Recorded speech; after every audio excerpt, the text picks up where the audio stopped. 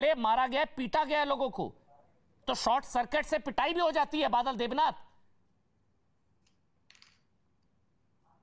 ईश्वरण सिंह भंडारी, आपको लग रहा है ये एसआईटी बनाई गई है, न्याय की उम्मीद कहा जा रहा है, एसआईटी बनाई गई है, हाईकोर्ट ने इंटरफेयर किया कि गवाहों को सिक्योरिटी दी जाए, न्याय हो पाएगा? अमन भाई, हमें दो तीन बातें पहले सिलसिलेवार समझ लेनी चाहिए, क्योंकि राजनीति तो होती रहेगी कि लॉ एंड ऑर्डर एक राज्य का सब्जेक्ट है, स्टेट सब्जेक्ट है। जहां भी लॉ एंड ऑर्डर का फेलियर होगा, चाहे वो किसी नेता को मारा गया हो या कोई अलेजेड बदला हो, वो सीधा सीधा सवाल प्रदेश सरकार पे उठेगा। पर एक बात बार बार हम यूपी की करते हैं, तो मैं करना चाहता हूं। अभी यूपी में चुनाव हुआ, बहुत बड़ा चुनाव था, बहुत लोगों ने एफर्ट मारे, यहां तक खबरें आई कि बीजेपी के इस नेता को इस गांव में घुसने नहीं दिया, ये हुआ वो हुआ, आप सब जानते हैं। कुछ लोगों ने वो सारी खबरें चलाई। चुनाव खत्म हुआ, कोई आपको हिंसा की घटना मिली? कितने लोगों को मारा गया? कोई आपको रेप के केसेस सुनाई दिए? आराम से डेमोक्रेसी चलती गई। जब बंगाल में चुनाव हुआ था, उसके बाद हम नहीं कह रहे, ये सीबीआई को इन्वेस्टिगेशन सौंपनी पड़ी, ऐसी ऐसी एलिगेशंस आई थी। तो अभी 5 राज्यों में हुआ, हर जगह बहुत कठिन कॉन्टेस्ट था, डेमोक्रेसी के अंदर था। किसी ने नहीं कहा आपने बीजेपी के अगेंस्ट वोट मांगे या बीजेपी के अगेंस्ट काम किया। पर बंगाल में जो हुआ, वो आपको पता है, चुनाव के बाद से पोस्ट पोल वायलेंस में जो हुआ, उस पर पूरी सीबीआई इन्वेस्टिगेशन चल रही है। अब आ जाते हैं इस बात के ऊपर, कहा जा रहा है कोई लीडर है, अलेजेड लीडर है, उसको मारा गया। अरे भैया, उसकी जान बचाना भी तो राज्य सरकार की जिम्मेवारी थी।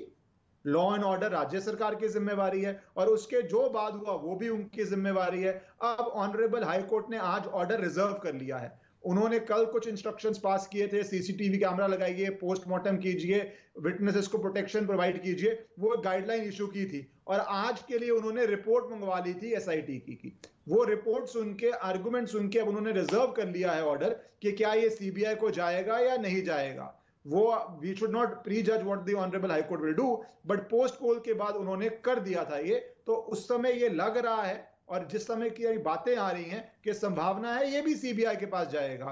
पर जो बड़ा सवाल है वो ये है, चुनाव खत्म होने से बाद से लेके अब तक अलग अलग कारणों से जो लॉ एंड ऑर्डर के सवाल उठ रहे हैं, उस पे क्या जवाबदारी है, उस पे क्या स्पष्टीकरण है? क्यों लॉ एंड ऑर्डर इंश्योर नहीं हो रहा कि हम 2022 के अंदर हम बैठ के लोगों को पीटने या जलाने की बातें कर रहे हैं टीवी के ऊपर, क्योंकि ऐसी घटनाएं हो रही हैं। इसके ऊपर जरूर इनको विचार करना चाहिए, जो भी सत्ता में है। नहीं, वो तो कर रहे हैं ना, वो तो संगीत रागी कह रहे हैं कि इससे ज्यादा तो यूपी बिहार में होता है भाई। आपके सामने जैसे उदाहरण है, आपके सामने है, यूपी में चुनाव हुआ, कौन सा घटना हुई, कौन से मर्डर हुए, कौन से रेप हुए, कौन सी एसआईटी बनी, कौन कोर्ट गया? कुछ भी नहीं हुआ, क्योंकि कुछ हुआ ही। यूपी छोड़िए, उत्तराखंड में चुनाव हुए, पंजाब में चुनाव हुए, वहां पे जो लोग बीजेपी नहीं जीती, आम आदमी पार्टी जीती, वहां पे भी ऐसा कुछ नहीं हुआ। तो ये सवाल तो लेकिन सवाल तो ये भी है ना, पूछना पड़ेगा। संगीत रागी, आवाज आ रही है आपको? संगीत रागी, मेरे साथ कांग्रेस पार्टी से भी पार्था मुखोपाध्याय जी हैं। पार्था मुखोपाध्याय जी, मैं आ रहा हूं आपके पास, लेकिन पहले संगीत रागी, मेरी आवाज आ रही है? संगीत रागी, मेरी आवाज आ रही है आप तक? ठीक है, उन तक आवाज नहीं पहुंच रही, उनको दोबारा कनेक्ट करेंगे। पार्था मुखोपाध्याय, आ रही है, लेकिन आ रही है, अभी नहीं थी। आ रही है। संगीत रागी जी, ये मतलब ये आ रही है आपको? ये इतना बड़ा मैसेकर, इतना बड़ा नरसंहार, 8-8 लोगों को जिंदा जला दिया गया, आवाज मिल रही है? लेकिन ये मामला है कि इसमें गवाह नहीं है, कोई चश्मदीद नहीं है, पुलिस मौके पर नहीं है, और आप कोई बताने वाला नहीं है कि हुआ क्या, कैसे, कौन कौन थे, क्या थे, अंदर से आग लग गई, शॉर्ट सर्किट हो गया, टीएमसी कह रही है कि ये हादसा। तो फिर कैसे इंसाफ होगा?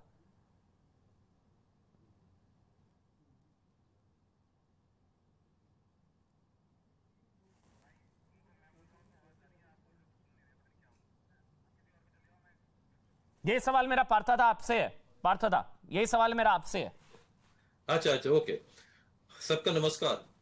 देखिए, पहले बात है कि ये जो बकाया जो 2 दिन पहले हुआ, इससे पहले ये जो बहादुर शेख का जो मर्डर हुआ 2 दिन पहले, 1 साल पहले उनका दादा का, जो बाबर शेख नाम था, उनका मर्डर हुआ था।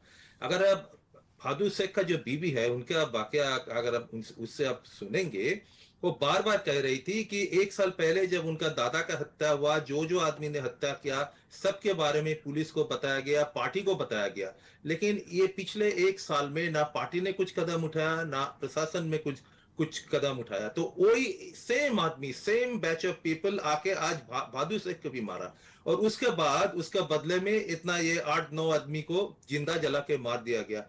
आज जो टीएमसी पार्टी पहले बोल रहे थे कि ये हमारा किया हुआ नहीं है, मतलब पहले से जो एक्ट ऑफ डिनायल में थे, एक मोड ऑफ डिनायल में थे, लेकिन आज तो अपना आदमी को ही अरेस्ट करना पड़ा, अपना ब्लॉक प्रेसिडेंट को अरेस्ट करना पड़ा। मतलब क्या बादल बाबू क्या आज स्वीकारेंगे कि हाँ ये तृणमूल से ही किया गया है, तृणमूल की ओर से ये हादसा हुआ है?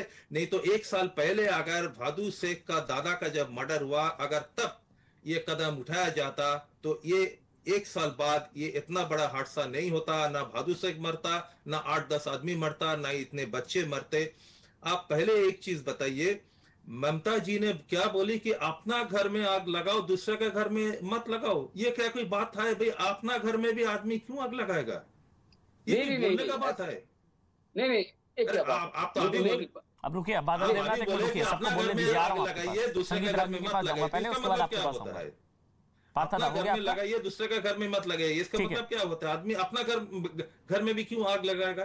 ठीक है, संगीत ये रागी, बोलने का कोई बात गवाह है? क्यों नहीं है? चश्मदीद कोई नहीं है? इतना बड़ा नरसंहार हो गया। अमन जी, पहली बात, 2-3 बातें मैं बहुत शॉर्ट टिप्पणी करूंगा। पहली बात तो पश्चिम बंगाल के अंदर जो दहशत का राज है, जिस प्रकार की सीपीएम के समय होता था, लगभग वैसा ही दहशत का शासन जो है वो पश्चिम बंगाल के अंदर है। नतीजा है कि ऐसे में आपको कोई गवाह नहीं मिलेंगे। आप याद कीजिए, जब सेन ब्रदर्स को मार करके सीपीएम के कार्यकर्ताओं ने उनकी मां को उनके खून से सना हुआ चावल खिलाया था, तो उसकी गवाही देने के लिए कोई नहीं आया था। देखिए, जिस हिंसा का सहारा आप पहले दूसरों के लिए करते हैं, वही हिंसा आपको मारना शुरू करती है। सीपीएम ने जिस हिंसा का सहारा लेकर के तृणमूल कांग्रेस के कार्यकर्ताओं को, कांग्रेस को और बीजेपी कार्यकर्ताओं की हत्या की थी, वही लोग जो है आज जाकर के सीपीएम और भारतीय जनता पार्टी के कार्यकर्ताओं की भी हत्या कर रहे हैं। अब जो है वो लड़ाई कल तक भारतीय जनता पार्टी के अंदर थी, उन भारतीय जनता पार्टी को मारने के लिए वो सारी ताकत लगा रहे थे। अब जो है वो उनके अंदर हिंसा शुरू हो चुका है। कल जाकर के हमको ये आश्चर्य नहीं होगा कि पश्चिम बंगाल में तृणमूल कांग्रेस के अंदर ही इस प्रकार का संघर्ष हो कि हत्याएं का दौर, नए तरीके से हत्याएं का दौर शुरू हो जाएगा। ये सीपीएम और सीपीआई के बीच में भी हुआ करता था। तो मुझे लगता है कि पश्चिम बंगाल के अंदर जो एक हत्या, मैं इसको राजनीतिक हिंसा नहीं बोलता हूं, ये पॉलिटिकल कैनिबलिज्म है। यानी मनुष्य को मार देने की और उसे खाने की, उसकी मांस खाने की जो इच्छा है, इसको हम कैनिबलिज्म कहते हैं। दुर्भाग्य से पश्चिम बंगाल में पॉलिटिकल कैनिबलिज्म की संस्कृति को सीपीएम ने जन्म दिया था।